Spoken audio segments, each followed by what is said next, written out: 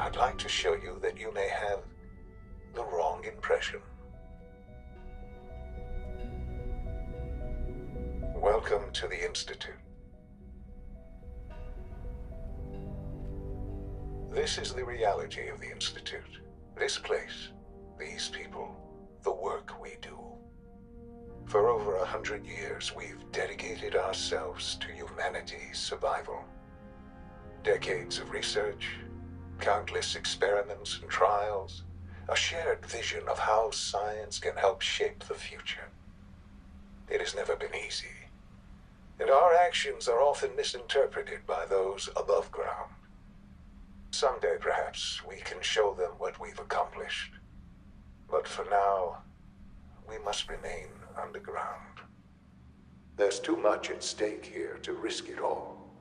As you've seen, things above are unstable.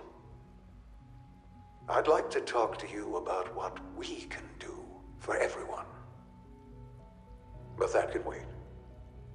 You are here for a specific, very personal reason. You are here for your son.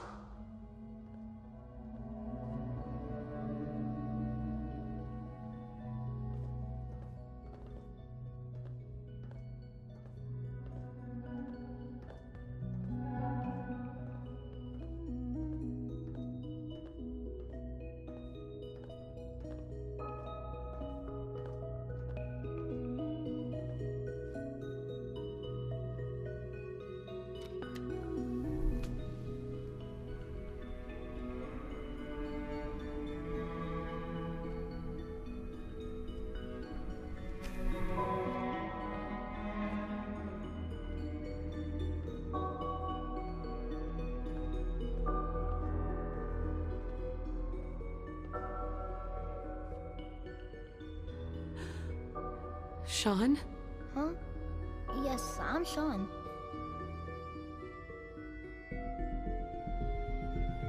Sean? Is that really you? Who are you? Sean, it's me. I'm your mom. Father, what's going on? What's happening?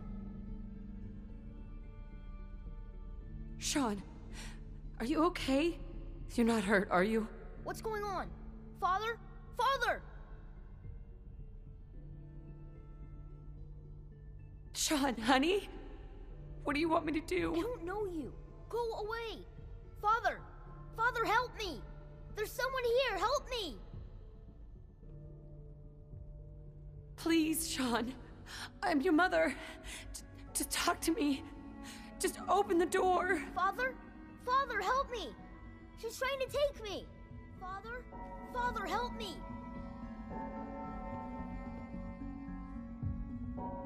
Sean. S923, recall code Cirrus. Fascinating, but disappointing. The child's responses were not at all what I anticipated. He's a prototype, you understand. We're only just now beginning to explore the effects of extreme emotional stimuli. Please try and keep an open mind.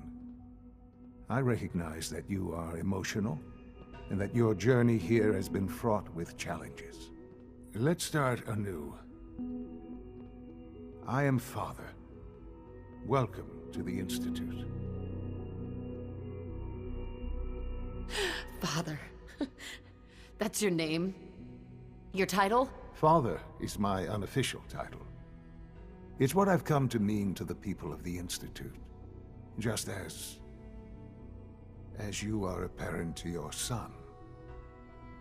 To Sean.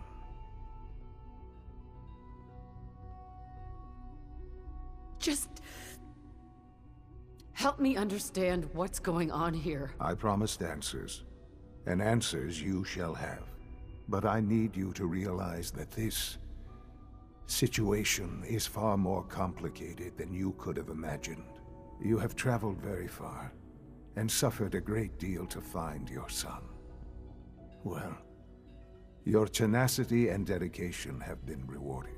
It's good to finally meet you, after all this time. It's me. I am Sean. I am your son.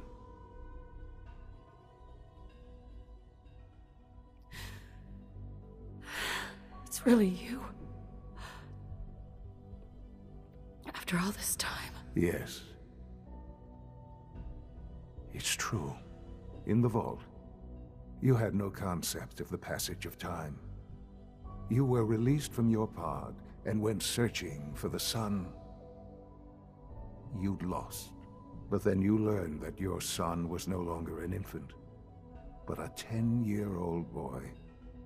You believed that 10 years had passed. Is it really so hard to accept that it was not 10, but 60 years? That is the reality, and here I am, raised by the Institute, and now its leader.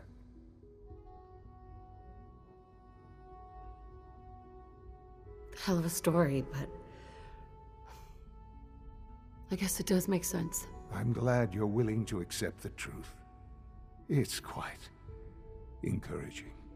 At that time, the year 2227, the Institute had made great strides in synth production, but it was never enough.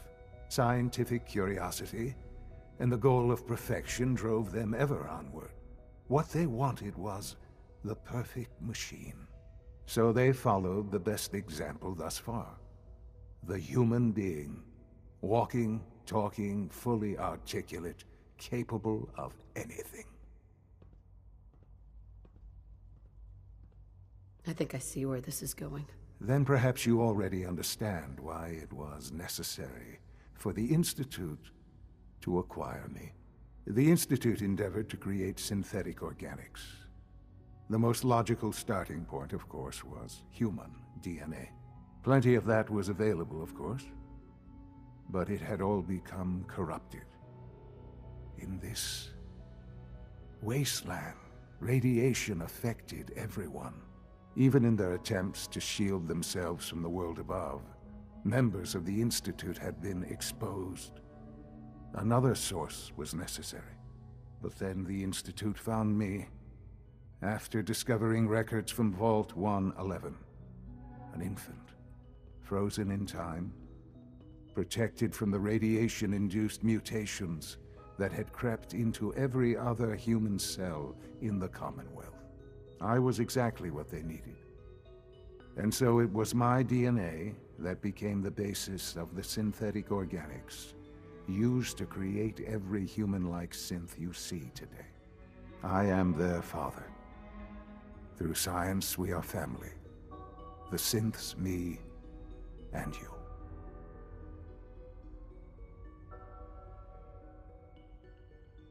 "60 years. So much time. Wasted." I know. I know you must have questions. Please. Anything I can do to help you understand. I don't want to hear any more right now. Very well. The Institute is on the verge of some important breakthroughs. Your presence would be appreciated as we approach them. I've been a part of something amazing here. I've helped to build a life for myself and the people of the Institute. And now, after all these years, you have an opportunity to help with that. Doesn't that intrigue you? Isn't that what you want? Yes, that's what I want. I know. I know you've been through so much. I'm pleased to see it has not impaired your judgment. Forgive me. I'd assumed that after everything I'm sure you've seen above ground, you would be more than a bit biased against us. There is much to be done. You'll need time to acclimate yourself, a chance to become acquainted with our procedures. I'll do whatever it takes. It's worth it. I am glad to hear that. The Institute is now your home, as much as it is mine. Please take some time, get to know it. Meet the people you'll be working with. You'll want to introduce yourself to the division heads. Dr. Fillmore in facilities. Dr. Ayo in SRB, Dr. Holdren in Bioscience, and finally Dr. Lee in Advanced Systems. They've all been notified of your arrival, of course. Meet them, and then we'll discuss what comes next.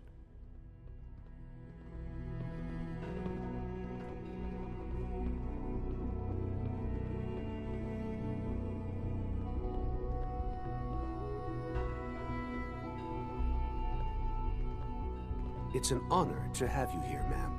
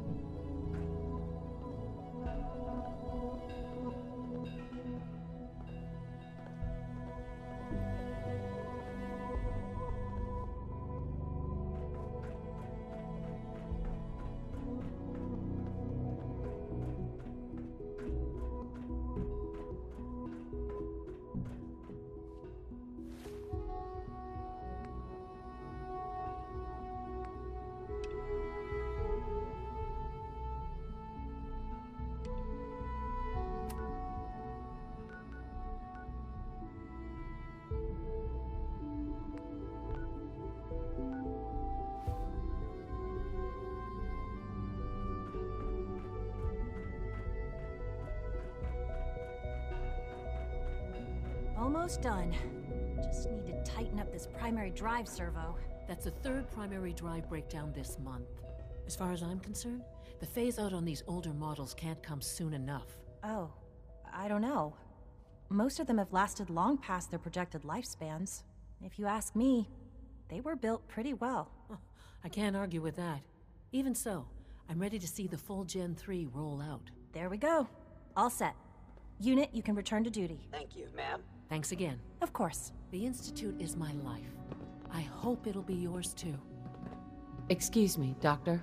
They weren't kidding. You really are here. Well, all right. I'm Allie Fillmore. You can think of me as the Institute's chief engineer. When Father told us about you, I could hardly believe it.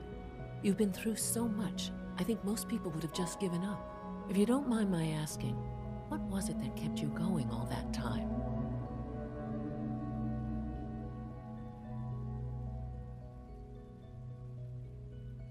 I guess I just wasn't ready to die yet. Oh, that's understandable. The will to survive is the most basic human instinct. Now, I'll give you a quick rundown of the facilities division, and then I'll answer any questions you might have afterward. As you might guess, we keep the Institute's mechanical and electrical systems running smoothly. We maintain and upgrade all of the systems that make it possible to live and work in a place like this. There's a lot of machinery behind these walls that recycles the air and water and provides power to the laboratories and quarters. The work we do might not be as exciting as some of the other departments, but it's at least as important. So, now that you're here and you've spoken to Father, does that mean you're on board? Absolutely. Oh, good to hear. It'll be a load off Sean's mind. Take your time. Get yourself acquainted. There's a lot to take in.